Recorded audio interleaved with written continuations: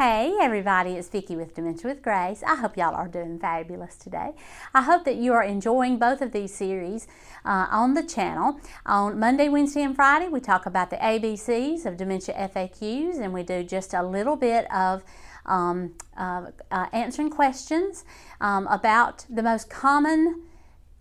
most commonly searched questions and queries on Google and YouTube and Pinterest. You know, just the kinds of questions that people ask. Just, you know, a one-off kind of, you know, why does this happen? How does this happen? Where would I find this information? And so I answer those questions on Monday, Wednesday, and Friday. On Tuesdays and Thursdays, I go into more book reviews, product reviews, agency reviews, just resources. It's called the Insider's Guide to a Professional's Toolkit, basically. And it's all the things that I have used in the past that have helped me. Today, we're talking about a new book. It's not a new book. It's from 2010, but it's a book that I love. It's called Dementia Beyond Drugs, Changing the Culture of Care, which if you read much about dementia in this day and age, we all talk about the culture of compassion, just about a whole different culture. This was written in 2010 by Dr. G. Allen Power. I have had it in my library for some time. I have it all marked up. As you can see, when I read, I write in the margins, and I have this one certainly is no exception to that. Dr. Power is a medical doctor, and he is a medical director of a large nursing home, a skilled nursing facility, a SNF, on the East Coast, and somewhere in New York, so the state of New York. And he saw that things could be done differently. He was in a home where they were using a lot of drugs, a lot of antipsychotics, a lot of anti-anxieties, a lot of those kinds of drugs, which carry their own bag of difficulties. What he saw was that, you know, he just felt like that we should start treating the person and not the disease. He is the man, you know, that helped reinforce my own belief that most behaviors are because of an unmet need. And this book, that's why I underlined half the book, because it's just like, yes, yes, yes, he gets it, he sees it too. And it was fascinating to me to read this book, and it has just been such a help. It talks about institutionalization and how, yes, absolutely, there are situations where people have to go into skilled nursing care or into assisted living, you know, something like that. It just gets beyond being able to be taken care of in the home or age in place. They have to be put in a facility, placed there in 24-hour nursing care. So it's called a nursing home. But he focuses more on the home side of that, which is exactly the way that I, exactly the way that I run my practice. I believe that we are taking care of people, not just treating a disease. And once you really get that and you see, the studies that he has, that are now 9 years old, so there's probably needs an update. But there's certainly information in there that you can absolutely use to help you as a professional caregiver, absolutely, to help change the culture of care in whatever facility you're in, to see people as people with a disease, not a dementia patient. No, it is Sally who has dementia. It is John who has dementia, and who we connect with and who we treat is John and Sally. We treat their disease because they have a disease that is treatable, that needs interference. It needs intercession. We need to treat the disease, absolutely, but that's not the primary.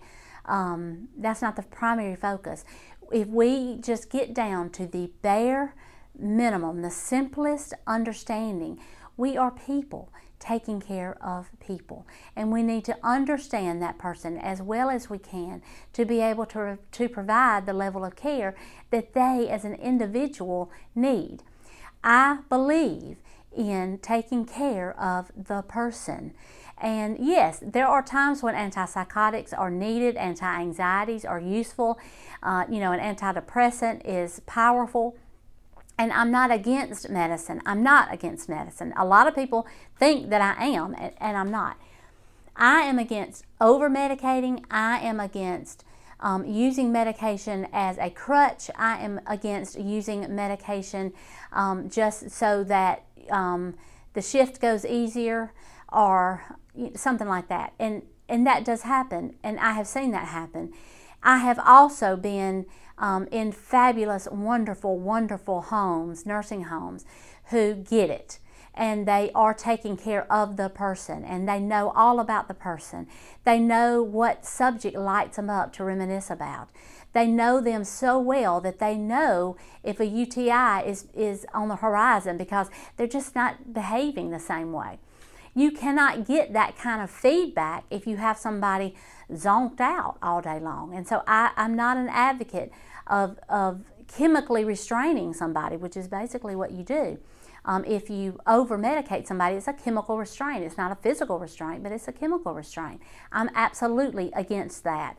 And I am for learning the heart, the soul of the person, and then responding to that heart and that soul and meeting those needs.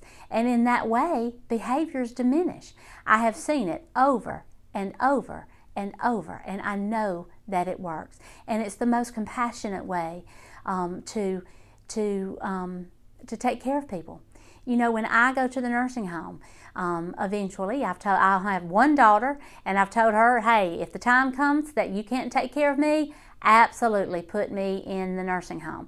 I would never promise a person in this day and age, in the way that medicine is evolving and that people can be kept alive a lot longer than they can be taken care of in the home. So I would never promise somebody that I would never put them in the nursing home. And so I have given her permission to put me there. But I have told her, give them my book, give them this book, give them all of these books that I will talk about eventually, because this is the way to do it. So I love this book. I will leave a link to it. You can buy it on Amazon. Like I say, it's from 2010, and so it is. It's a little bit older, but look at that smile on her face. You know, because this person, who is a caregiver, I'm assuming, is meeting her need for beauty, for having gifts given to her, those kind of things. Anyway, this book is fabulous. Pick it up if you can. I also have a book, The Dementia with Grace, Caregiver. I always say that. It's The Dementia with Grace, a new positive way of dealing with behaviors in people with dementia. And it goes into how to meet needs, how to assess a person for what might be an unmet need, and then how to meet that need. And so that book is available on Amazon, and I will put it down below. It's the book that I wrote. But this book too is just a fabulous. It needs to be on your bookshelf if you're a dementia caregiver. Absolutely, if you're a professional caregiver, but it absolutely could help you as a personal caregiver too. So it's a great book. If y'all have any questions for me, if you have any books or things that you would like me to read and give you my opinion on, I would love to do that. Leave the title down below. Also in the description, if you need a support group, we have a support group on Facebook, and it's called the Dementia with Grace Caregiver Support Group. I go live every Thursday night at 8 o'clock Central. I live in Alabama, if you couldn't tell. And I talk for about an hour. I talk about a subject, and then we open it up to questions, and I answer then questions the rest of the hour. But I'm inside that group every day, Monday through Sunday, 7 days a week, answering questions, and other people are there answering questions as well. It's a lovely group of people, geniuses. So I hope you join us over there. And there's Contessa giving her meow. So I will say goodbye, and I will see you tomorrow when our letter is the letter K. I will talk to you soon. Love y'all. Bye. Mwah.